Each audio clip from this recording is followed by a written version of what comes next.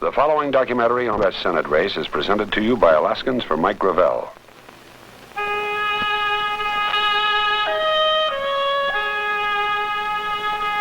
The prospector walks forward in bronze near where the ferry docks at Sitka, where men first turned their hopes and faces northward when Alaska changed hands there over 100 years ago.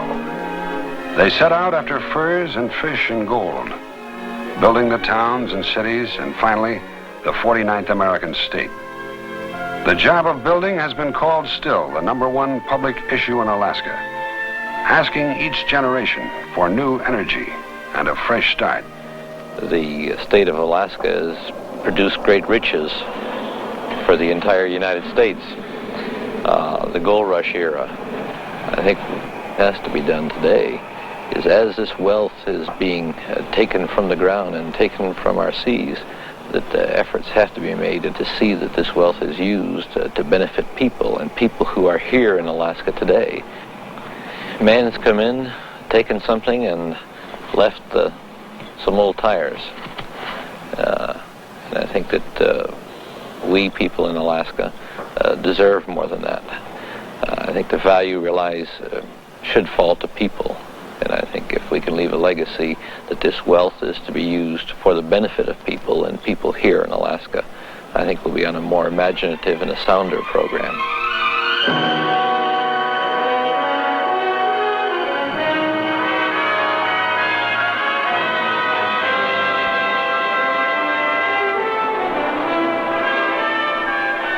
From the old gold fields around Fairbanks south to Juneau, from Skagway to Barrow, Seward to Tanana, Mike Gravel has listened to the questions and tried to supply some answers as he sees them. Down in the Cook Inlet, for instance, deep beneath the seascape, the wealth may eventually exceed the great strikes in the Tanana Valley. But just as the ebb and flow of the tides of Cook Inlet are among the world's highest, the wealth of Alaska has been a story of steep rises followed by steep declines. Boom followed by ghost town followed by unemployed people. How can the wealth of what is potentially the richest of all states be shared in by all the people of that state? Here we need a massive assault, an educational assault. Take this rig, for instance. If the company involved would train say 6 people for 6 months and let the government take up the cost of this training, but with the guarantee that at the end of 6 months these people will have a job. All of the exploration that's going on in the interior of Alaska for oil, there's a tremendous possibility of hiring a great deal of our local Alaskans in these jobs, providing they can be trained, and I think they can be trained.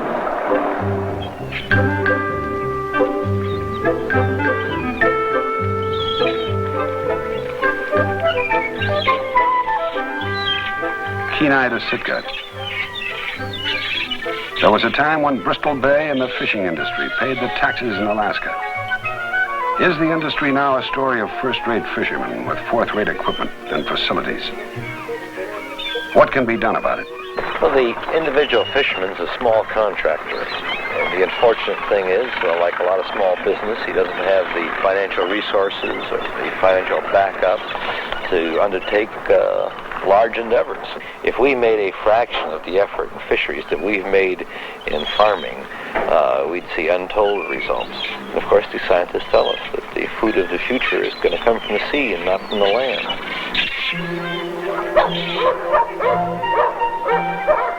Bristol Bay to Kotzebue, Bethel to Nome.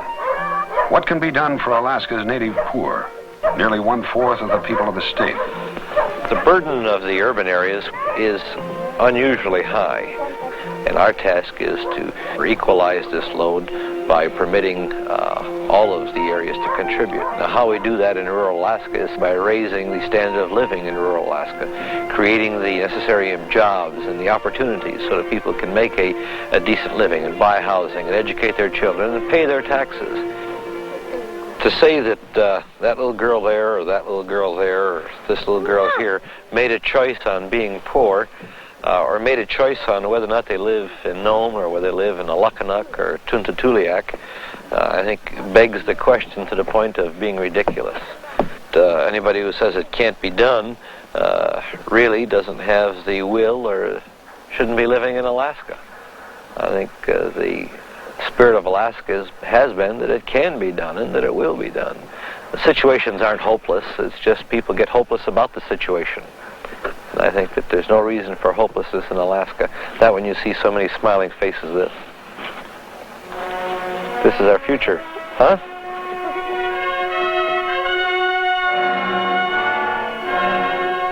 Nome to Fairbanks.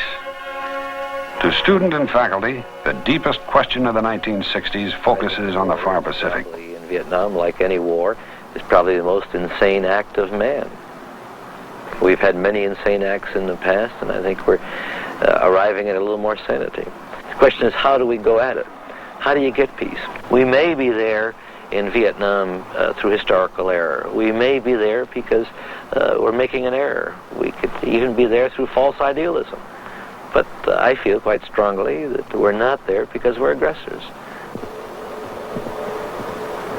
Home to Anchorage, to a home he designed himself and much of which he built. Sure. I'm going to hang up your coat real quick. Going to hang it up. You normally throw it down, remember? Mike Gravel is still barely on the sunshine side of 40. And like many other people in Alaska, he has come a long way from his birthplace in the lower 48. Since May of this year, his days at home are perhaps 1 out of 7. He has learned to write speeches on an airplane. His wife, Rita, has learned to expect him when he arrives. His young son and daughter have learned that there is a thing going called a campaign, and that Alaska is a big state for campaigns to cover.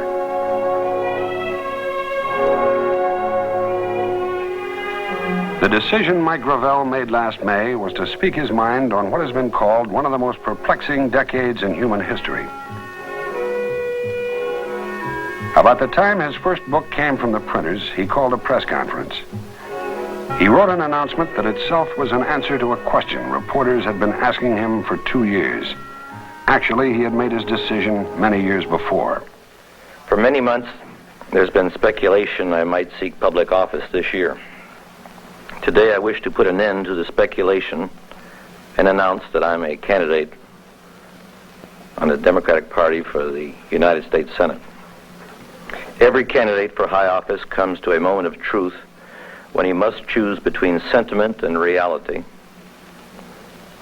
between the easy path of getting along and going along, and the more difficult route of standing straight and saying he feels there's something to be said and something to be done. For Mike Gravel, the road to public office started on Chestnut Street in Springfield, Massachusetts. When he became a builder years later, he was following the example of his father, who bucked the hard times of the 1930s as a small painting contractor. A family business that finally closed down as factories began shutting their doors in New England.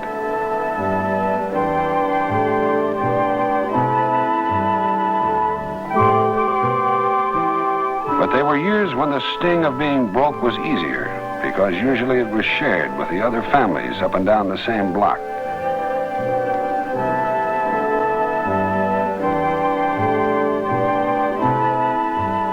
Theirs was near an old area called Hungry Hill. Here, politics was an entertainment everyone could afford, and Mike's first job was passing out political handbills. His first try for office, a race for class president in high school, where he won a close race. What the flag and the Constitution stand for. Most of all, politics was a voice on the radio that managed to state a lasting point of view for the young men of the time. And even today, it has the sound of the present as well as the past. When FDR came to town, the hungry hills of America turned out. To the young men of the time, Franklin Delano Roosevelt was what the idea of political leadership was all about. To some generations, much is given. Of other generations, much is expected. This generation of Americans has a rendezvous with destiny.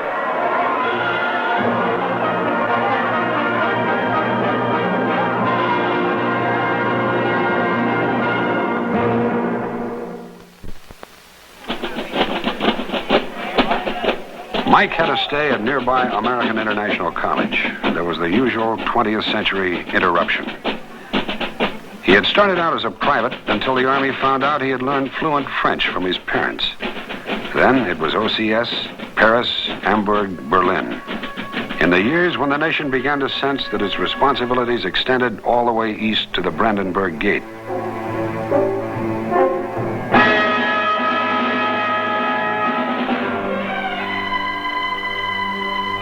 He was among those for whom the Cold War was the people who lived it, who desperately wanted out, for whom the line between East and West was a tangible fence that ran the length of a continent.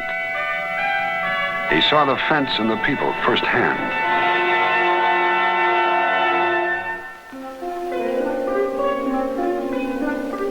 He wore the plain clothes and heavy shades of an undercover agent, grew mustaches of various sizes.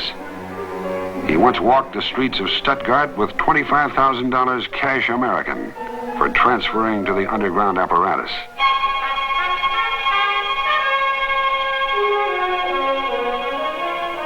If he looked like an American edition of James Bond, the jokes would come years afterward. The hard line between East and West left a different kind of memory that shapes the opinions he expresses today. I personally see no difference between spending American dollars to defend West Berlin with an airlift as opposed to spending those same dollars in South Vietnam. And I see no difference that if East Berlin invaded West Berlin, and mind you, that country was partitioned after the Second World War, just like North and South Vietnam were partitioned. And they may not like the partitioning, nor do the Germans like the partitioning. What would be the American reaction? What would be the thought of the liberals then? I think they'd gladly go to the defense of West Germany. And I think we should apply the same rule to Asians.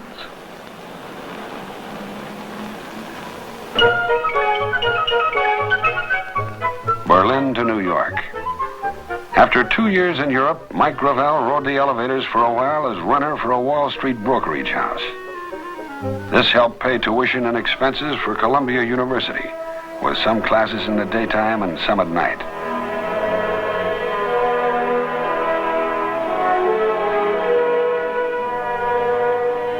Thoughts of a career in public service had stirred in him since boyhood. Thus, his degree was in economics and business. It qualified him for his first job after college, a position, as they used to say, in New York's transportation industry.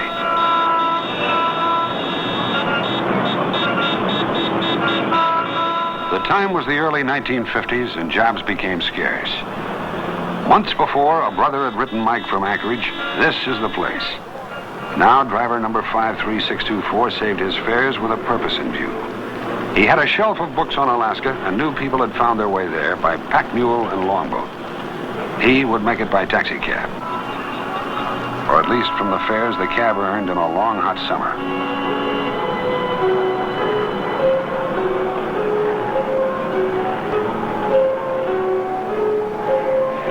New York to Anchorage, driving his brother's car. From Seattle on, his capital went for gas. Food was a loaf of bread and a jar of peanut butter. He slept in the car. It was the classic Alaska story of arriving broke but confident. Sue Booch of Anchorage, who once was president of the Alaska Federation of Business and Professional Women, met him as he hunted for his first job. The second day he arrived, he decided he wanted to sell real estate. I think perhaps he had it in his mind before he came. He said he had always had a yen to come to Alaska to see what we had to offer. So I worked with him, talked to him a little while, and I wrote his first real estate bond, real estate salesman's bond. And I had an opportunity to observe him pretty closely. And it was impressive to me to see somebody that was so interested in what we had to offer and the challenges that they presented themselves to a younger man. And these are the things I think that appealed to Mike. Within a year or two, Mike would learn that he possessed what is sometimes called the gift of being able to make things happen. He sold a house his first week, then another. Then he found out the hard way that jobs in Alaska can dry up during the winter. He got a job as a brakeman on the run between Anchorage and Fairbanks. Work with his hands. He'd had plenty of experience with that. On and off moving trains and flat cars, working with bunny boots in a big heavy parka, big mittens, and 20 below, sometimes 40 below, braking in the Fairbanks yard. I was doing general braking work and then signed on for the snow fleet, which traveled between Anchorage and Fairbanks to keep the track open. Afterwards, back to selling, then organizing his own business, then active in public affairs. Things happened fast, a characteristic of Mike Gravel and of his state.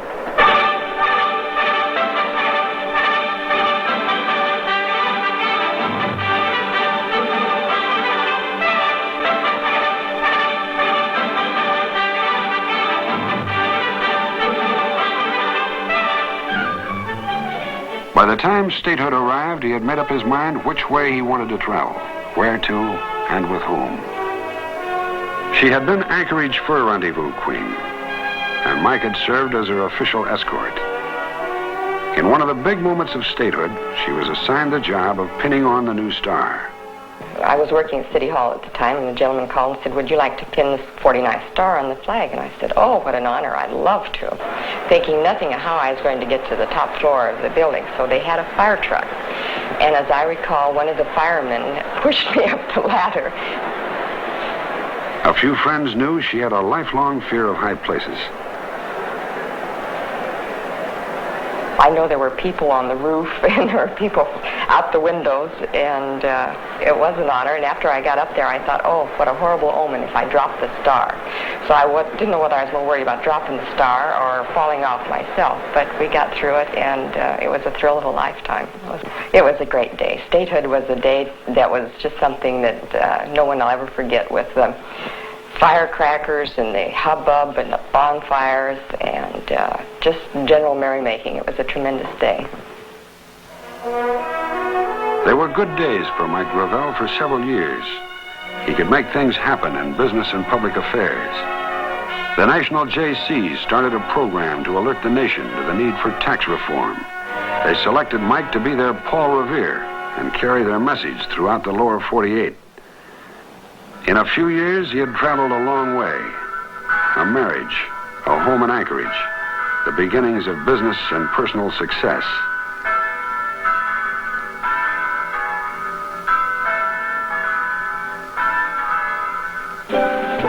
Then, just as suddenly, the current ran the other way, and this, too, has been called part of the classic Alaska pattern.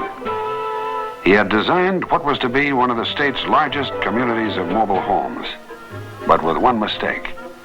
It was underfinanced, and he could go bankrupt or stick it out. Just spun it off and let the corporation go bankrupt. But it just didn't seem right to me, with all of the creditors involved, and there was about 60 of them, to just walk away from a deal after you sort of talked them all into going into it. One of his many creditors was John Malarker. I'd become involved in the court as we'd furnished some material for Mike in this development, and so I came out here to see Mike, and I searched the court over, and I found two fellas standing on the bank. So I walked over to see if they knew where Mike was, and I looked down in the hole, and here Mike was in the hole up to his hips in ice cold water, digging around trying to find a valve that somehow had gotten buried in the mud and so forth. And he was digging around down there, and I stood there and watched him, and it was very cold, and he was just mud all over. And I thought, well, by gosh, this man owes me some money, but he's at least trying, and he's trying to get this thing on his feet. So I thought, well, heck, if he's trying that hard, I'll just go along with him, which we did, and proved out to be a good move. Well, he'd go out in the cold in the middle of the winter and crawl into the trailers where the moisture on your face would freeze the icicles to get the pipes thawed out and things like that.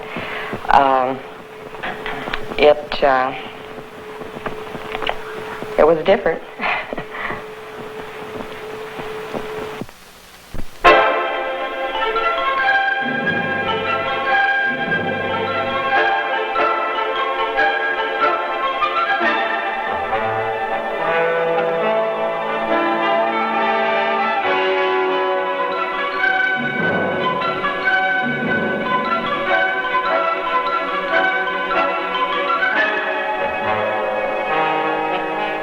Anchorage to Kenai, where the wealth may eventually exceed the great strikes in the Tanana Valley or Rabbit Creek.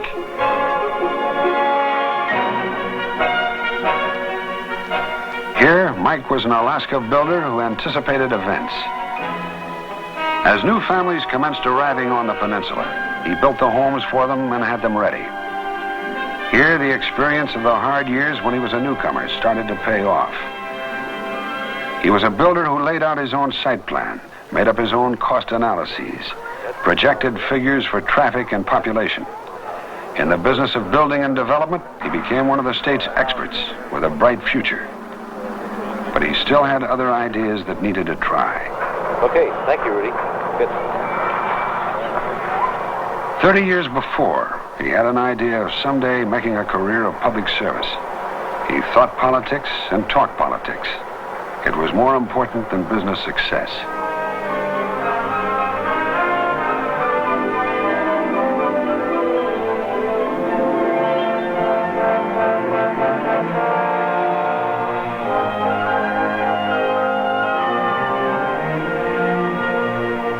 By now, Mike Gravel had been a president of the Anchorage Tuberculosis Association, served on the National Committee for the Support of the Public Schools. He made a race for the State House of Representatives in 1958 and lost by a country mile. He tried again in 1962 and was a winner. He discovered he not only had the gift for making things happen, but over the years he had developed a natural talent for persuasion. Bruce Kendall was a Republican Speaker of the House when Mike showed up as a youthful member of the legislature. His overriding effectiveness is the fact that he's always better prepared than anyone else on any given subject. It was very hard to ever badger him into a corner because he had the subject well researched. When you took Mike on the floor of the House, you had a well-versed, well-oriented, and well-researched adversary.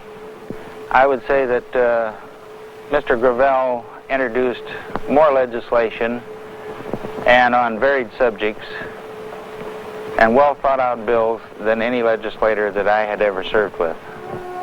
Anchorage to Juneau. After serving one term, Mike Gravel was elected Speaker of the House by his colleagues. It was the fourth Alaska legislature. It would be called the most productive in the state's short history. It passed a water code and an insurance code. It initiated bonding programs for airports, highways, the university. It improved teacher salaries, and newspapers commented that it did more for education than the previous 3 sessions of the legislature combined. He took his legislative council out into the four corners. He established listening sessions to let the legislators see the needs firsthand.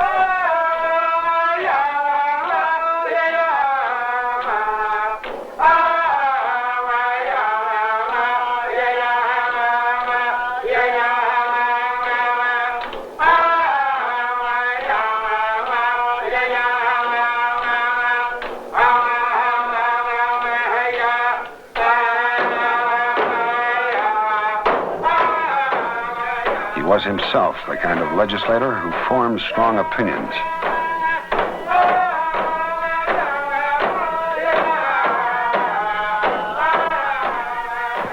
I think our first Alaskans have been cheated. I think they haven't received a fair deal, for whatever reason there may be.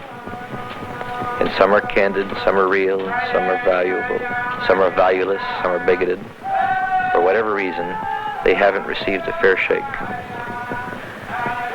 These people have to regain their birthright. I think one of the ways that they're going to do it, and I say they're going to do it, because you can truly never give anything to people, they will earn it. I think the native people will do it through their land claims. And I can't think of anything that's going to happen to the state of Alaska which has greater value to not only for the natives, but for all Alaskans.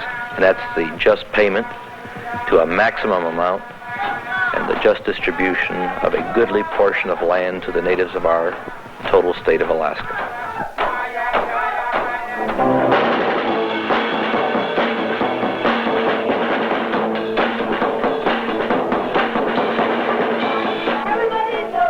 An American political campaign for a major office has been described as one part carnival, another part earnest debate, a third part daily exhaustion. In 1968, Mike Gravel admittedly was a man making an uphill fight. But wherever people gathered, he had promised to show up to talk his program, and usually he managed. Let's win!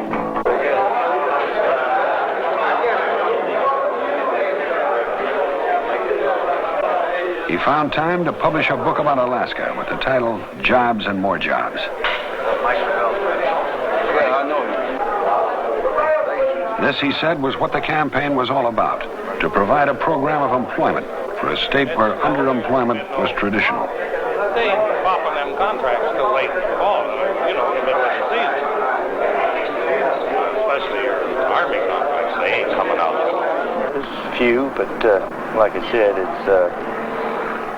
To work for a check on prices that historically had skyrocketed year after year. I'm intending to do a little fishing myself.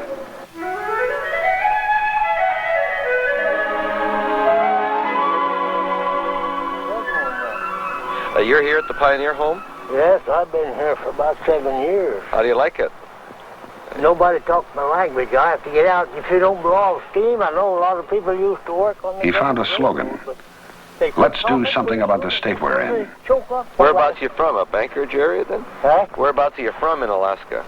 Well, from Seward. Seward. Then you work for the railroad, huh? Yes, I worked here. I was there 6 years before the government railroad. We had a railroad there, but when in 15 was Anchorage town, 10th town. But we had the Iditarod mail. Right. See, the boat could pay the indemnity on the mail, and about one boat a month. How do you like it down here? Oh, it's all right here for an old man. Good place. Yeah. You're looking good, though. Well, In Sitka, Alaska changed hands over 100 years ago. Yet the job of building is still called the #1 public issue. A job that asks each generation for new energy and a fresh start. I'm running for the United States Senate, and I need the votes this year. Okay. You can't do any more harm than the rest of them. Well, the problem is I'll try and do some good. Did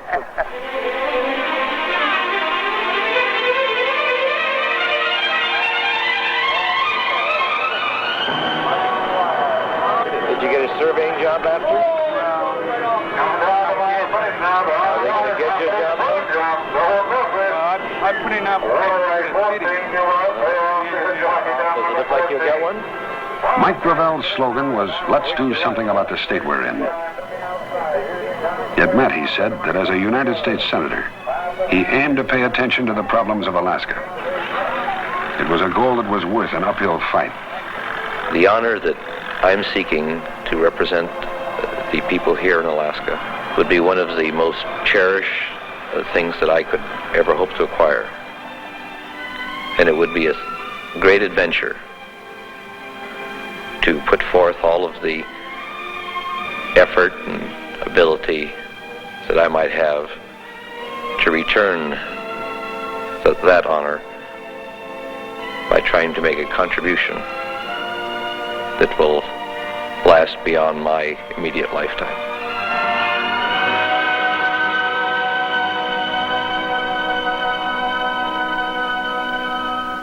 The proceeding was presented to you by Alaskans for Mike Gravel.